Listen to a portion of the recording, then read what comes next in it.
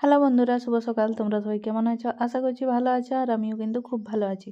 তো এই দেখো, আজকে এই বছর প্রথম আমি বানাবো হচ্ছে সইনলা ফুল আর আলু বিলাতি দিয়ে ঝোল।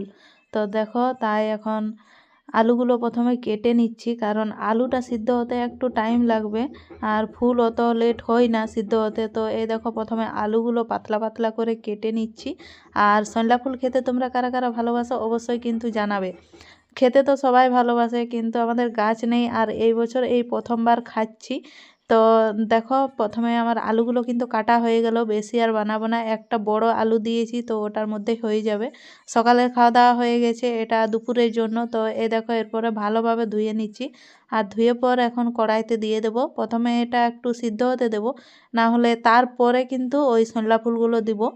আর না হলে সরলা ফুল বেশি সিদ্ধ হয়ে যায়, তো সেই কারণে মা বলে দিয়ে গেছে যে আলুটা সিদ্ধ হওয়ার পর ওইটা একটু ভাপালেই হয়ে যাবে। তো এই দেখো, নুন দিয়ে দিলাম, আর এরপরে জল দিয়ে চলো ঢাকা চাপা দিয়ে দিই।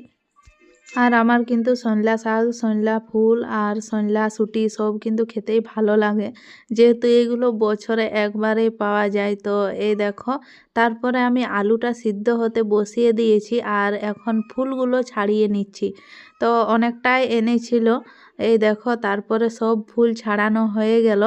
এরপরে চলো দেখি আলুটা সিদ্ধ হলো কি না। তো আলু প্রায় সিদ্ধ হয়ে এসেছে, এরপরে ফুলগুলো দিয়ে দিচ্ছি।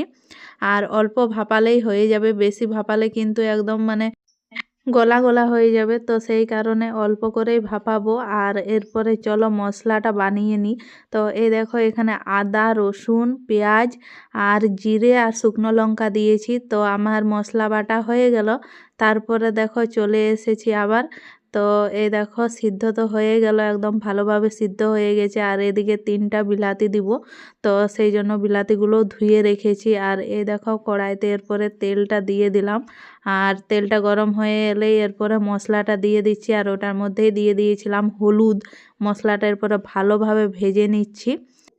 ভাজা হয়ে গেলেই কিন্তু এটার মধ্যে দিয়ে দেবো বিলাতিগুলো। তো এই দেখো, এখনও ভাজছি, আর প্রায় এরপরে ভাজা হয়ে এলো। এরপরে চলো বিলাতিগুলো দিয়ে দিই। আর এইগুলো হচ্ছে একদম দেশি বিলাতি বাড়ির। তো বুঝতেই পারছো, মামা বাড়িতে গিয়েছিলাম, তো সেখান থেকেই নিয়ে আসা হয়েছিল। বেশি ছিল না, কারণ অনেক দিন থেকেই খাচ্ছে ওরা। আর এই বছর বিলাতির দাম কিন্তু একদম কমেনি।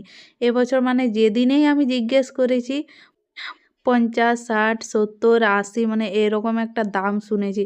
একদিন একদিন শুনেছিলাম যে 40 টাকা হয়েছিল, তার কম কিন্তু একদিনও শুনিনি। মানে এবছর বিলাতি আমি বলতে গেলে কিনে আনিনি, সেই মকরের সময় দাদু এনে দিয়েছিল, তারপরে আর কেনা হয়নি। তো এই দেখো, তারপরে কিন্তু মশলাটা ভালোভাবে কষা হয়ে গেল। এরপরে আলু আর সইনলা ফুলগুলো দিয়ে ভালোভাবে কষে নিলাম, তারপরে দিয়ে দিলাম জল।